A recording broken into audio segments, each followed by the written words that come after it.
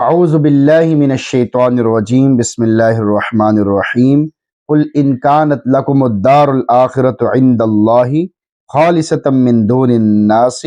فتمنوا الموت ان کنتم صادقین۔ سورۃ البقرہ آیت نمبر 94 یہودیوں کا 19واں بڑا جرم، جھوٹے وعدے۔ قل ان کانت لکم الدار الآخرہ عند اللہ خالصۃ من دون الناس، آپ کہہ دیجئے اگر اللہ کے پاس آخرت کا گھر خصوصیت کے ساتھ سوائے دوسروں کے صرف تمہارے لیے ہے، یعنی یہودی دعویٰ کرتے ہیں کہ یہودیوں اور عیسائیوں کے علاوہ کوئی بھی جنت میں نہیں جائے گا، فتمنوا الموت، تو تم موت کی تمنا کرو تاکہ تم جلدی دار آخرت اور جنت میں داخل ہو جاؤ، کیونکہ آخرت کی نعمتوں کے مقابلے میں دنیا کی نعمتیں تو کچھ بھی نہیں ہیں، اور آخرت کی نعمتوں کے لیے صرف موت آڑ ہے۔ جسے یقین ہوتا ہے کہ وہ جنتی ہے اور اللہ کا محبوب بندہ ہے، تو وہ اس طرح کی پریشانی والے گھر سے خلاصی پانے کی تمنا کرے گا اور اللہ رب العزت سے ملنے کا مشتاق ہوگا۔ نقطہ، یہ سب مقامات سے بڑا مقام ہے۔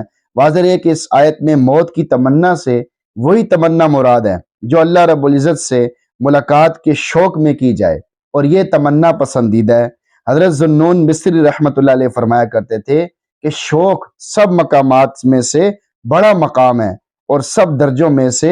بڑا درجہ ہے۔ جب بندے کو یہ مقام نصیب ہو جاتا ہے تو وہ اپنے رب کی ملاقات کے شوق میں موت کی تمنا کرتا ہے اور اس کے دیر میں آنے سے اکتاتا ہے، یعنی وہ کہتا ہے کہ جلدی موت کیوں نہیں آتی تاکہ میں جلد اللہ سے ملاقات کروں۔ اللہ تعالیٰ کی محبت میں تڑپا دینے والے اشعار: میری زندگی تو فراق ہے، وہ ازل سے دل میں مکیں سہی، وہ نگاہ شوق سے دور ہیں، رگیں جان سے لاکھ قریب سہی، ہمیں جان دینی ہے ایک دن، وہ کسی طرح وہ کہیں سہی، ہمیں آپ کھینچیے دار پر، جو نہیں کوئی تو ہم ہی سہی، غم زندگی سے فرار کیا، یہ سکون کیا یہ قرار کیا، غم زندگی بھی ہے زندگی، جو نہیں خوشی تو نہیں سہی، سرے طور ہو سرے حشر ہو، ہمیں انتظار قبول ہے، وہ کبھی ملیں وہ کہیں ملیں، وہ کبھی سہی وہ کہیں سہی، مجھے بیٹھنے کی جگہ ملے، میری آرزو کا بھرم رہے،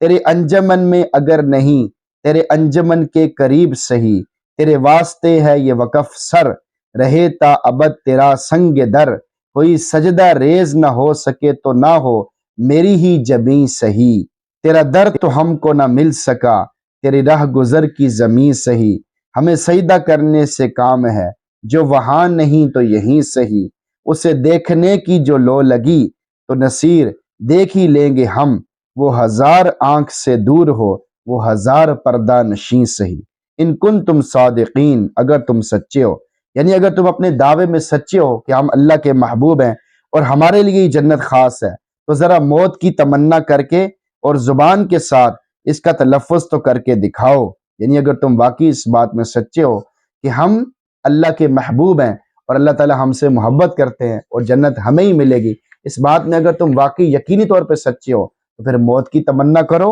اور موت کی تمنا تمہیں کرنی چاہیے کہ دنیا کی زندگی میں پریشانیاں ہیں، مصیبتیں ہیں، اور آخرت کی زندگی میں اللہ کی ملاقات ہے اور اللہ کی بنائی ہوئی جنت ہے جہاں نعمتیں ہی نعمتیں، تو اس نعمت کو مانگو اگر تم اس بات میں سچے ہو۔ اب اگلی آیت میں اس بات کو بتائیں گے کہ یہ تمنا کرتے ہیں یا نہیں کرتے، اور یہ تمنا کبھی بھی نہیں کریں گے، جیسے اگلی آیت میں بتایا جائے گا۔ تو موت کی تمنا تو تب آدمی کرتا ہے جب آدمی صحیح راستے پر ہوتا ہے اور اسے یقین ہوتا ہے کہ میں صحیح راستے پر ہوں، اللہ اور اس کے رسول کے راستے پر چل رہا ہوں، تب اسے یقین ہوتا ہے۔ یہ تو جھوٹے دعوے کر رہے ہیں، وعدے کر رہے ہیں کہ ہم مرنے کے بعد بھی جنت میں جائیں گے اور اللہ کے محبوب ہیں، اللہ ہمیں جہنم میں نہیں ڈالے گا۔ ان کے ذہن کی یہ بات ہے، ان کی یہ سوچ ہے، لیکن ایسے تو نہیں کہ خود ہی اپنی طرف سے کوئی بات ذہن میں آئے بس اس کو کہتے چلے جائیں، بلکہ اس کے اوپر کوئی دلیل ہونی چاہیے۔ اس لیے قرآن پاک نے اپنے نبی کے ذریعے سے یہ کہلوایا کہ واقعی اگر تم یہ بات کہتے ہو کہ ہمارے لیے آخرت ہے اور مرنے کے بعد والی زندگی ہماری ہے، جنت ہماری ہے اور جنت میں ہم جائیں گے، یہودیوں اور عیسائیوں کے علاوہ کوئی جنت میں نہیں جائے گا، تو پھر موت کی تمنا کرو،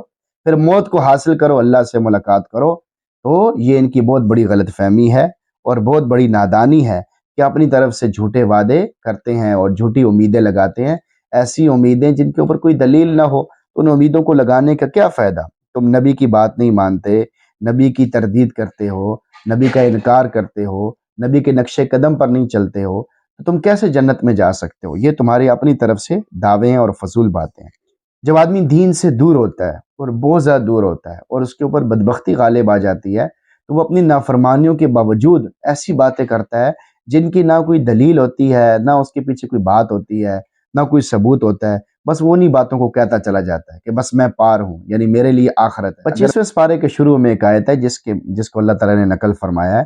کہ آدمی یہ کہہ رہا ہے کہ بھئی اگر میں اللہ کے پاس گیا بھی تو بس میرے لیے بہتری ہی بہتری ہوگی، میرے پاس آسانیاں ہوں گی، مجھے کوئی مسئلہ نہیں ہوگا، یعنی میں یہاں بھی کامیاب ہوں گا اور وہاں بھی کامیاب ہوں گا، بس اپنی طرف سے بنا لیا، نہ کوئی نیک عمل، نہ کوئی دین کی بات ماننا، نہ کوئی دین پر چلنا، لیکن ایسے ہی اپنی اٹکل سے اپنے ذہن سے یہ بات بنا لی۔ تو یہ سب بے وقوفیاں اور حماقتیں ہیں کہ جو انسان کرتا ہے۔ اللہ تعالیٰ جب اس سے زیادہ ناراض ہوتے ہیں تو اسے اس طرح کی چیزوں میں لگا دیتے ہیں کہ وہ خود ہی اپنی طرف سے باتیں بناتا رہتا ہے، حالانکہ اسے اندر سے پتہ ہوتا ہے، اس کا دل بے سکون ہوتا ہے، اس کو یہ بھی محسوس ہو ہوتا ہے کہ میں غلط کر رہا ہوں، لیکن پھر بھی وہ اس کے اوپر چلتا جاتا ہے۔ تو اللہ تعالیٰ سے دعا ہے کہ اللہ تعالیٰ ہم سب کو عمل سمجھ توفیق عطا فرمائے۔